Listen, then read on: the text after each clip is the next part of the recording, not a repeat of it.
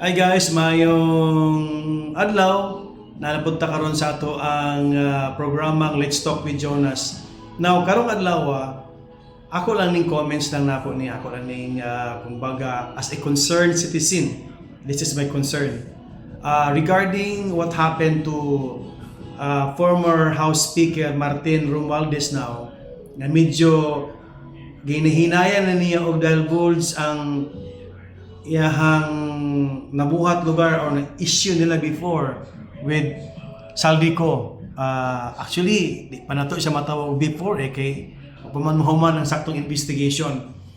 The Blue Ribbon Hearing Committee in the Senate, who happened to be headed by no less than Senator Panpino Lacson, humana. So naanay mga resolutions dito, humana investigation. So ang problema ni karon kay nadakpan naman ka si Saldico kung tinuod nga nadakpan.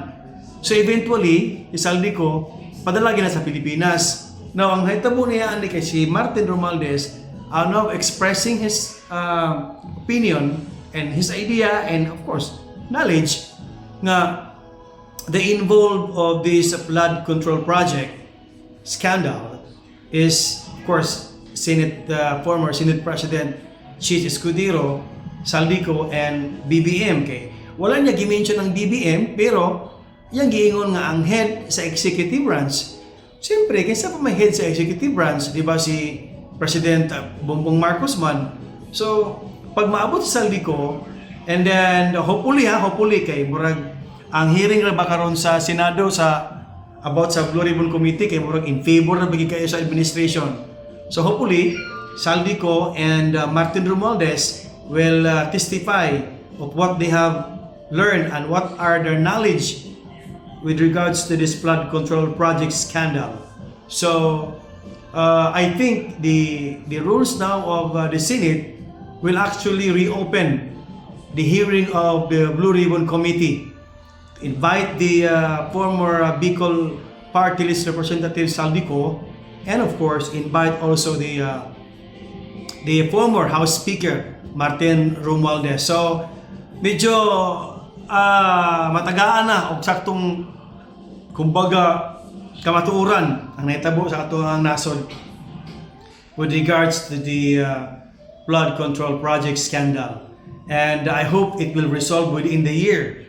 At least nanay managot ba kay ako di jud ko motuo nga it's only the engineer, the contractors, and etc.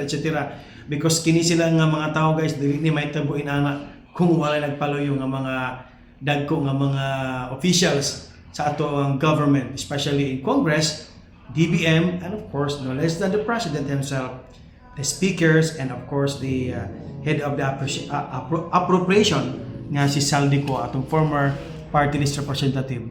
So I am hoping that there will be a fair trial, a fair investigation of the Blue Ribbon Committee, which will headed by, of course, no less than the chairman of the Blue Ribbon Committee, Senator Panpino Lacson. And of course, para matagaan na sa og kumbaga sa Tagalog pa kasagutan ang mga nangyayari at ang mga tanong ng taong bayan tungkol sa flood control scam. Thank you very much.